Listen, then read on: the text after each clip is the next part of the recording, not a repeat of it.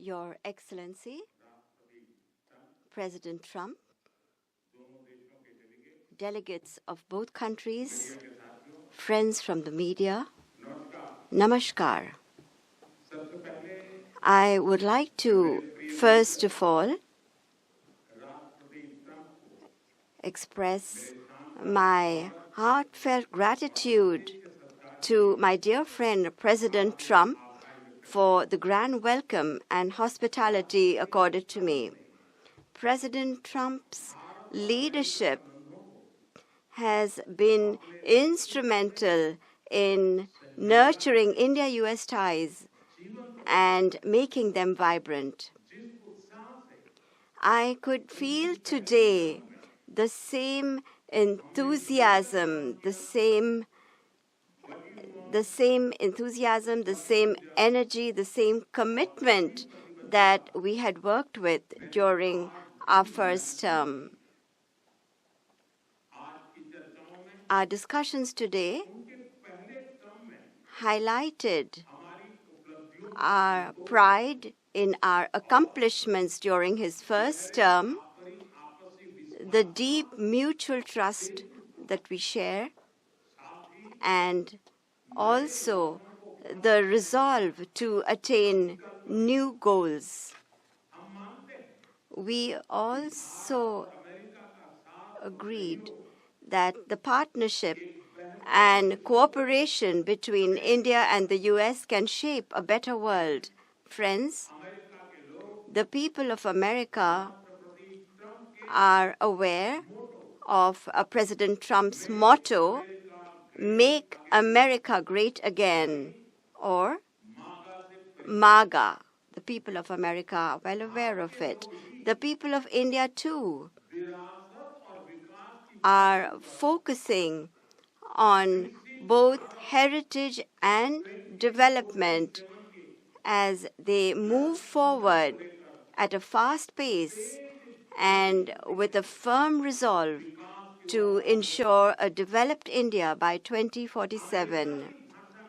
If I were to say this, borrowing an expression from America, our vision for a developed India is to make India great again, or MEGA. When America and India work together, that is, when it's MAGA plus MEGA, it becomes MEGA, a mega partnership for prosperity. And it is this mega spirit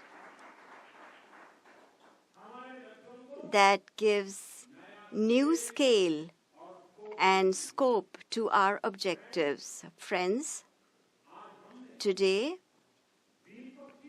we have also set ourselves the target of more than doubling our bilateral trade to attain $500 billion by 2030.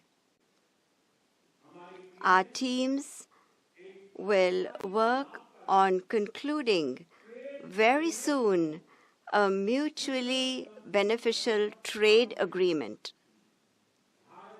in order to ensure India's energy security. We will focus on trade in oil and gas. Investment in energy infrastructure will also increase. In the area of nuclear energy, we also discussed increasing cooperation on small modular reactors. Friends, America plays an important role in India's defense preparedness.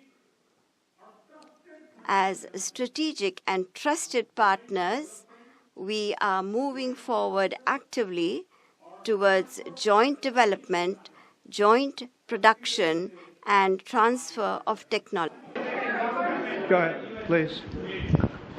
Yeah, please. Sir, go ahead, please. Yes. Thank you, Mr. President.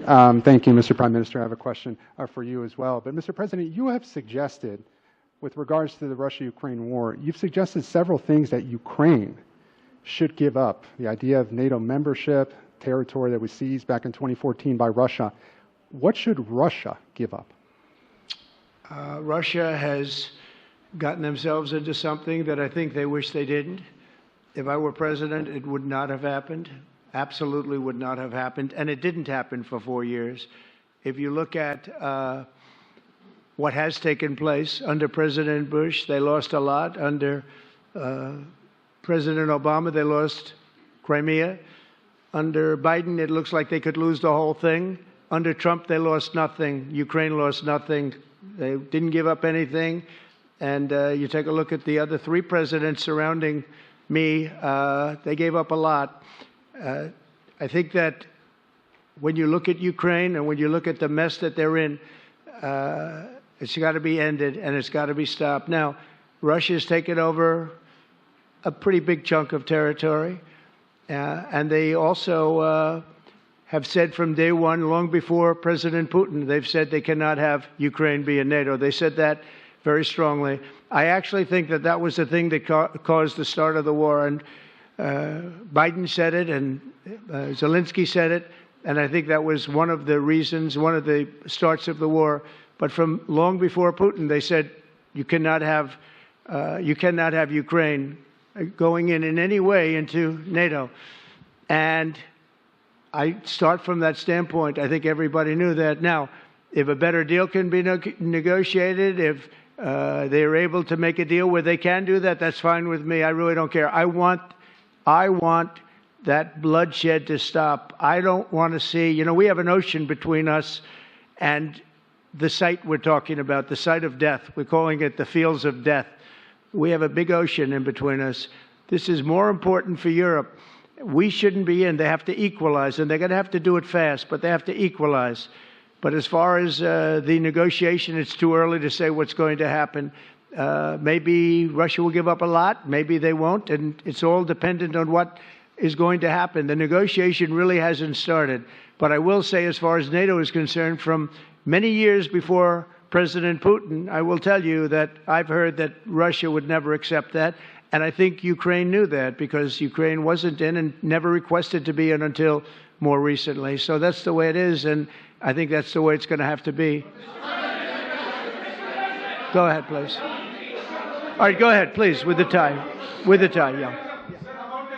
Mr. President, yes, go ahead, please. This is Saurabh Shukla from News Mobile. Mr. President, you spoke about Prime Minister Modi as a tough negotiator. Who was a tougher negotiator today and who has a better negotiating tactic when it comes to tariffs? Oh, he's a much tougher negotiator than me, and he's a much better negotiator than me. There's not even a contest. Okay?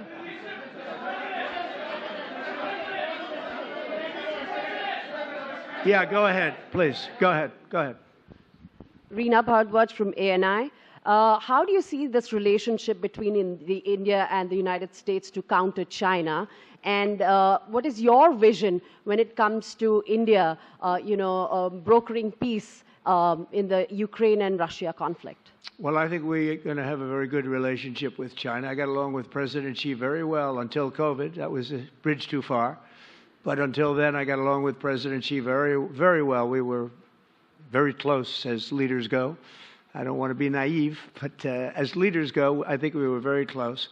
And I think that China is a very important player in the world. I think they can help us get this war over with Ukraine and Russia.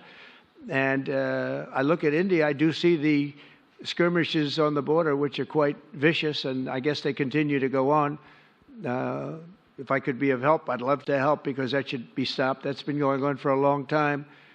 And it's quite violent. It's quite violent. But I would hope that China and India and Russia and U.S. and all of us can get along. It's very important.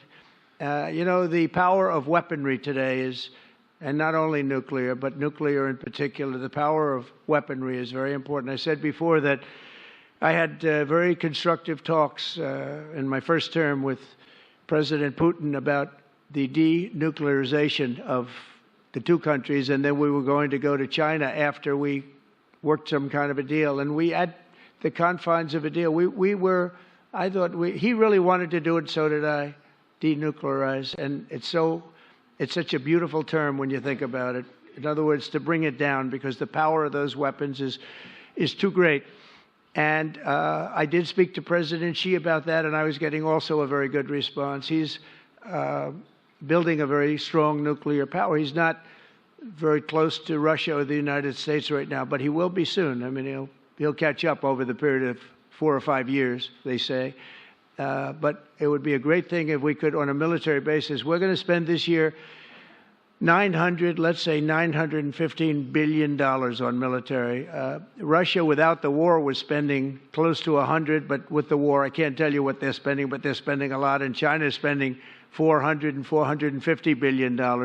We're over $900 billion. And I said, you know, it doesn't really make sense, does it? We're spending the money against each other, and we could spend that money for better purpose if we got along. And I'll tell you, I think that something like that will happen. First, when I left, as you know, 4 years ago, we didn't have Israel and the Middle East. We didn't have October 7th, a disaster, the disaster. Nothing was happening. Iran was not going to do anything because Iran did not have much money at that point.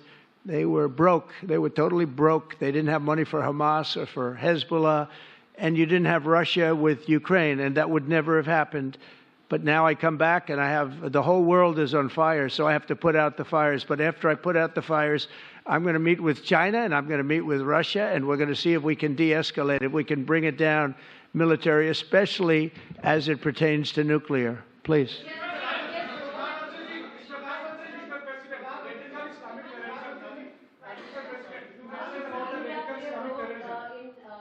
Mike, please.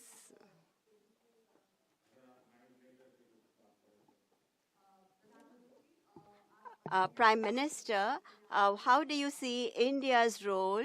You have had discussions with President Trump about de-escalating the conflict in Russia and Ukraine. As you know, I have been in constant contact with both Russia and Ukraine. I have also visited both countries. And many people are mistaken and they feel that India is neutral. I would like to clarify, India is not neutral.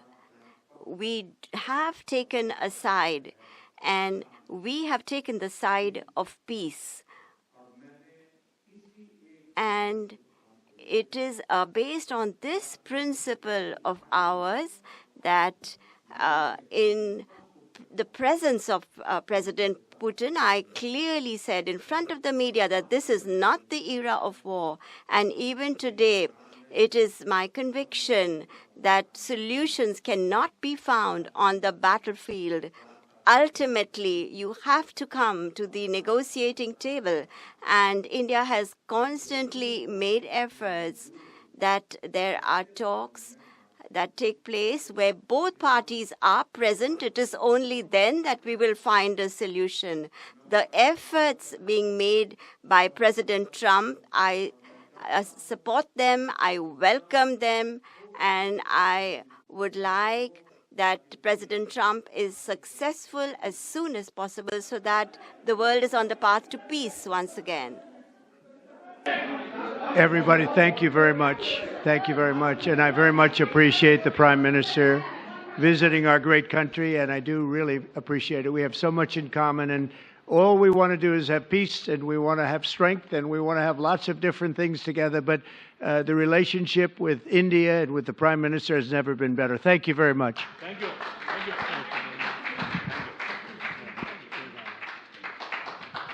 Thank you.